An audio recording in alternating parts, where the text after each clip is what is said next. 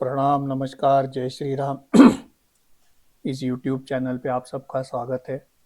पिछले episode number 4 और 5 में समकालिक चुनाव भारत में यानी कि one nation one election in India के ऊपर विस्तार से परिचय दिया था। इस एपिसोड में इसको जो मैंने 2 पार्ट में डिवाइड किया है, उसमें उच्च स्तरीय समिति का जो गठन हुआ था और उनकी बैठकें जहाँ जहाँ हुई थी, इसके बारे में हम आज बातचीत करेंगे। तो आगे बढ़ते हैं।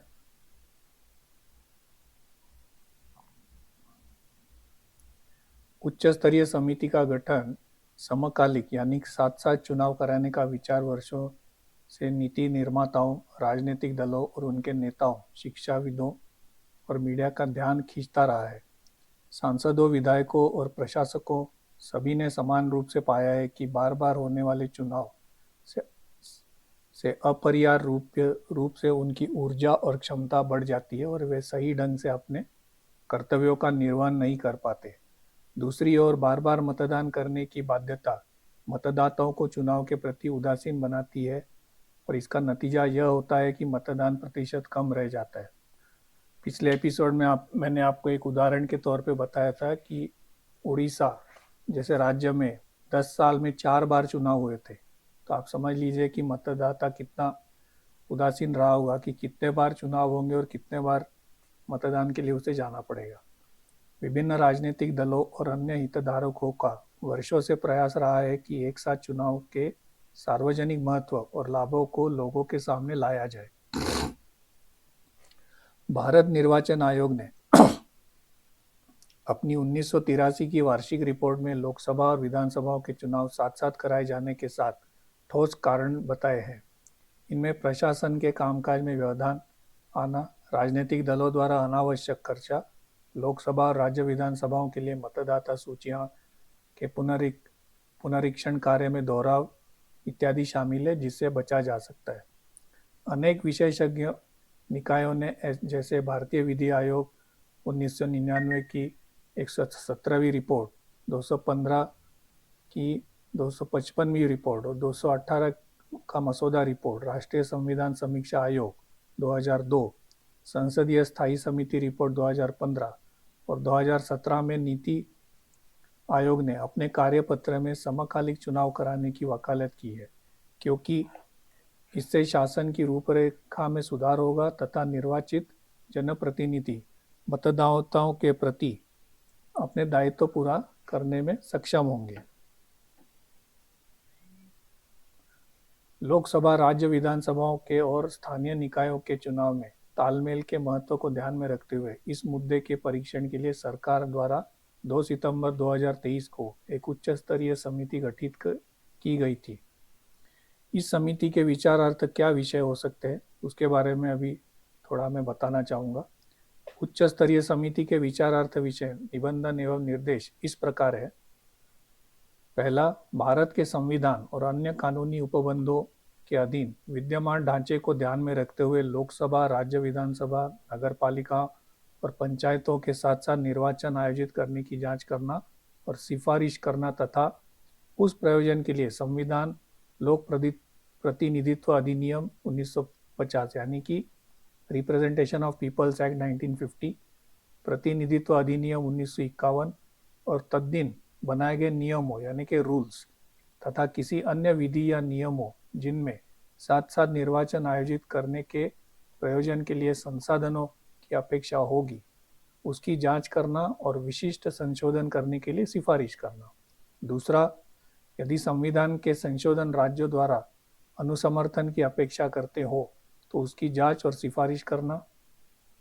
तीसरा, त्रिशंकु सदन अविश्वास प्रस्ताव को अंगीकार करने या दल बदल या ऐसी किसी अन्य घटना के कारण साथ साथ निर्वाचनों के परिदृश्य में संभव समाधान के लिए विश्लेषण और सिफारिश करना। चौथा, निर्वाचनों को साथ साथ करने के लिए एक फ्रेमवर्क का सुझाव देना और विशिष्टताएं, यदि उन्हें साथ साथ आयोजित नहीं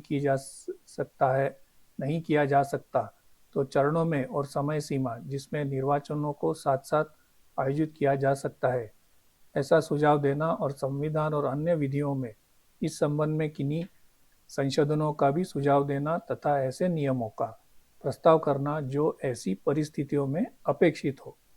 पांचवा, साथ साथ निर्वाचनों के चक्र की निरंतरता को सुनिश्चित करने के लिए आवश्यक सुरक्षा उपायों की सिफारिश करना और संविधान में आवश्यक संशोधनों की सिफारिश करना जिससे साथ साथ निर्वाचनों का चक्र बाधित न हो।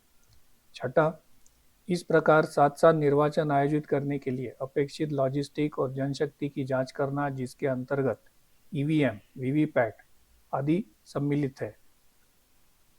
आठवां, लोकसभा, राज्य विधानसभाओं, नगर पालिकाओं और पंचायत के निर्वाचनों के लिए मतदाताओं की पहचान करने के लिए एकल निर्वाचक नामावली यानी कि इंटीग्रेटेड इलेक्शन लिस्ट और नेम्स और निर्वाचक पहचान पत्रों यानी कि एपी कार्ड के उपयोग की जांच करना और उसके तरीकों की सिफारिश करना।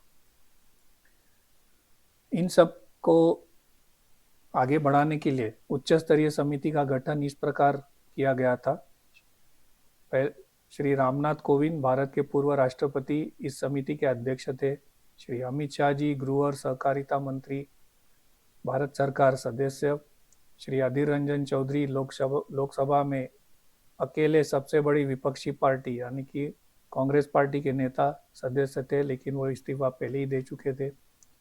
श्री गुलाम नबी आज़ाद, राज्यसभा में विपक्ष के पूर्व नेता। श्री NK सिंह, पूर्व अध्यक्ष, 15वें वित्त आयोग सदस्य थे। डॉक्टर सुभाष सी कश्यप, पूर्व महासचिव लोकसभा। श्री हरीश साल्वे, वरिष्ठ अधिवक्ता। श्री संजय कोठारी, पूर्व मुख्य सतर्कता आयुक्त। श्री अर्जुन राम मेघवाल, राज्य मंत्री, स्वतंत्र प्रभार, विधि और न्याय मंत्रालय, ये विशेष आमंत्रित सदस्य थे। डॉक्टर नितिन चंद्र, उच्च स्तरीय समिति के सचिव। 2 सितंबर 2023 को जारी किए गए राज्यपत्र अधिसूचना के बाद श्री अधीर रंजन चौधरी ने उच्च स्तरीय समिति से त्यागपत्र दे दिया। अगर आपको याद दिलाऊं तो उस दौरान इसके ऊपर काफ़ी कंट्रोवर्सी भी हुई थी, सोशल मीडिया में बहुत वायरल हुआ था कि इस कमेटी का गठन होते होते ही तुरंत इन्होंने इस्तीफा दिया था। उच्च स्तरीय समिति ने 25 अक्टूबर 2023 को हुई अपनी दूसरी बैठक में उनके त्यागपत्र का संज्ञान लिया और उनको सदस्य न होने की अनुमति दी। उच्च स्तरीय समिति की फिर लगातार बैठकें शुरू हो गई। भारत के पूर्व राष्ट्रपति श्री रामनाथ कोविंद की अध्यक्षता में साथ साथ चुनावों पर गठित उच्च स्तरीय समिति की पहली बैठक दिनांक 23 सितंबर 2023 को हुई। बैठक में निर्णय लिया गया कि सभी राष्ट्रीय, राज्य स्तरीय और अन्य राजनीतिक दलों जिनका लोकसभा में कम से कम एक सदस्य हो, इस विषय पर सुझाव, विचार और प्रतिक्रियाएं आमंत्रित की जाएंगी।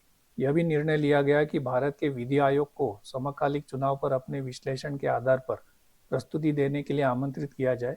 समिति के लिए एक इंटरैक्टिव वेबसाइट भी शुरू करने का निर्णय लिया गया था। जैसे कि आप देख सकते हैं इस फोटो में, जोधपुर ऑफिसर्स हॉस्टल नई दिल्ली में उच्च स्तरीय समिति की पहली बैठक हुई थी। इस समिति की दूसरी बैठक 25 अक्टूबर 2023 को हुई। विधि आयोग ने समकालिक चुनाव संचालन में के विश्वसनीय तंत्र के लिए उपलब्ध विकल्पों पर एक प्रस्तुति यानी कि प्रेजेंटेशन दिया।